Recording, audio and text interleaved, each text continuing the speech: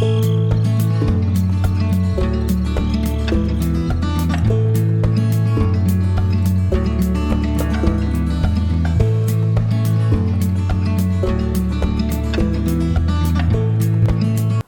everybody, another day. The next day after, I think this is the day after. I'm confused. We spent 2 nights in the vehicles.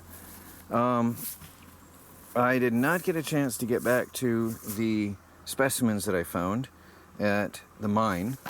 So I want to share that with you right now. We ended up in a campground tonight, by the way. Just happened to be, but I'll get back to that.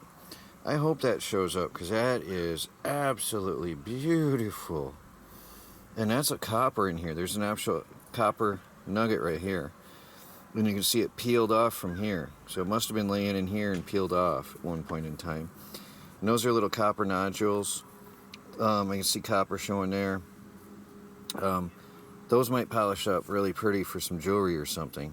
That surface is just incredible. There's a pocket of something there, a vein. And here is a perfect example of why I went. There's this basalt with all these little gas bubbles full of colors. There's calcite and epidote, and there's, oops, mosquitoes. There's this red rock.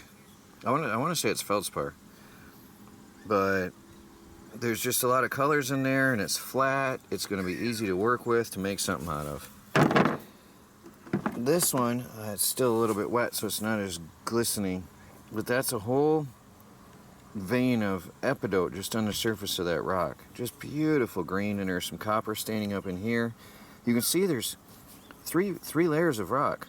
There's basalt with some calcite nodules, and there's some red nodules and some green ones in there, blue ones in there. There's green ones. There's epidote. There's copper, and then there's I don't know what's around the epidote. There's calcite with some kind of a covering. Really unique stuff in here. There's the green copper staining, that's a copper ore. But if you look here, there's a vein, there's a white layer, a vein, a white layer, and another vein. Just different layers in this rock, just very unique. Here, there's another one of those gas bubbles that filled up with different minerals, all different stuff. And here, these are pretty, I like these. Little tiny pockets of epidote, just pretty little shiny crystals all the way through it. So that will be easily made into some jewelry or something. All the way through, just so pretty. This is the one piece I'll get back to. Here's one of my favorites, loaded with epidote, calcite. There's that red, I think it's feldspar. Just loaded in a little bit of basalt. Loaded with stuff in there. I got 3 different sizes of railroad spikes, and I keep them. They're history. I mean, they're what, 100, 150 years old. Here's another pretty one. Just really pretty crystals in there. Does that show? I don't know if that shows. It's hard to get it to glitter on camera. Mic recording, yeah. There's just full of crystals of different kinds and colors. Anyway, there's that. And then I found this pocket. This is all one type, but I found this rock as I was leaving, and I don't know what caused me to want to look at it, but I broke it apart, and boy, I hope that shows up. That is absolutely incredible. I hope that shows on the camera. I cannot see my display, so I can't see. That is just beautiful. And this whole piece is loaded with those pockets of crystals. Just loaded throughout. There's little pockets of crystals. Look at that one. Does that glisten?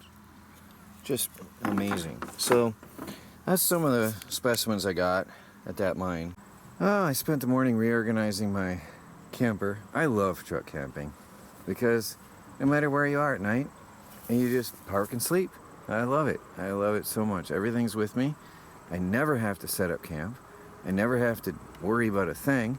I get tired, I just find somewhere to sleep and go. I like it. We're up in the UP right now, and we were looking for some state land, which is rare and scarce out here. And the county roads are not marked or labeled, and there's also quad trails and off-road trails intermingled. And we couldn't find our way to where we were going, so we ended up coming to a campground for the night. But we're going to continue on looking around and go out more prepared. There's no cell phone reception, and there's no GPS out there with cell phones. No cell phone service of any kind. So it made it impossible, and we luckily found our way back to town and spent the night here. But eventually I plan to find a place on state land to do some gold prospecting and exploring, and find some creeks and streams and see if we can find some gold on this trip. Let me show you. I did find some samples yesterday.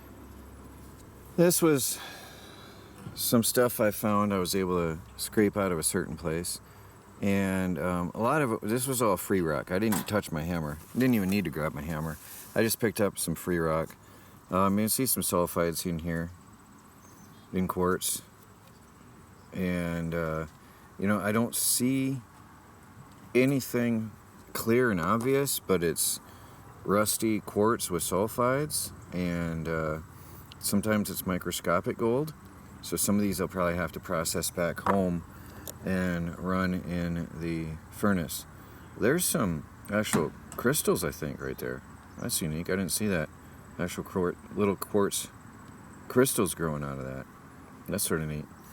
But I've got some. Then there was some glitteries in the rock. Oh, there. That's a beautiful piece. I can't see my camera. That right there. Boy, I can't see on camera. Let me see if I can zoom in. There it is. That's a beautiful specimen right there. Look at that. That's a pyrite. That is beautiful. Little cube up inside there. So I grabbed that for that piece. I can see some tinier pieces up in there. Really tiny pieces.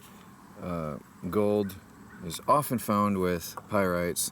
Here I got some more rusty quartz samples and some of the other host rock, really rusty samples. It was just pieces that I picked up just to crush and see what we can find. Here's a very glittery irony. I believe that's an iron base rock with some quartz on it. It's got a nice sheen to it, that quartz, when it hits the sun just right. I cannot see my camera, but yeah, I think I saw it flash. But yeah, it's really neat looking no matter what. And here's a really rusty, very sparkly.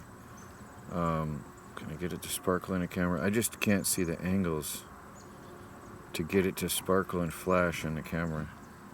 But it's very sparkly, glistening. A lot of pyrites right here. Really beautiful little piece. A lot of pyrites all up in here. So I'm going to look at it with a magnifying glass too and see if there's anything visible. But this is almost a pure chunk of pyrite with some quartz over here and over here. It's just a pretty piece. So, and then some of these bigger rocks, very rusty. I don't know why I grabbed this one. Oh yeah, there's some very oxidized pyrites in here. Very, very oxidized. Here I can see that's very highly oxidized. They're all cubic crystals in here. There's a clean one. A whole bunch of oxidized crystals. See, these are loaded with sulfides, pyrites.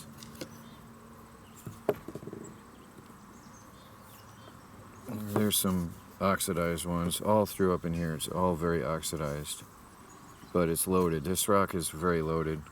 So just piece I picked up. Here was a nice big chunk. Somebody had been hammering on it. See, I'm not the first one to have been there, so somebody else had the same idea.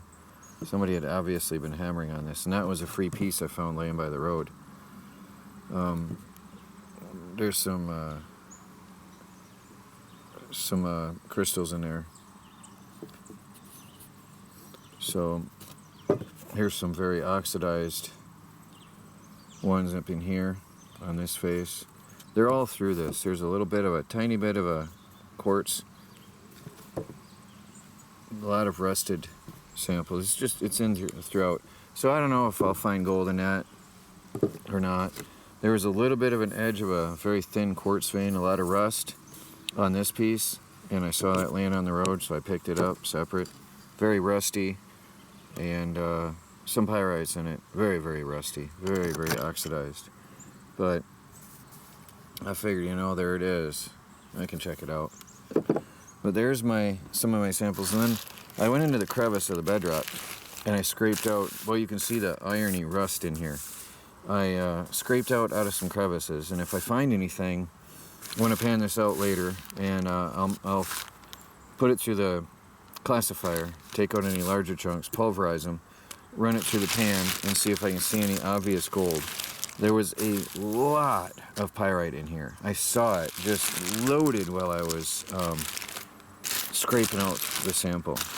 So we'll see later on. I don't know when I'll get to it, because I'm going to have some peace and quiet and work with that with some water in a pan. I'll have to get my tub out and get the pan out.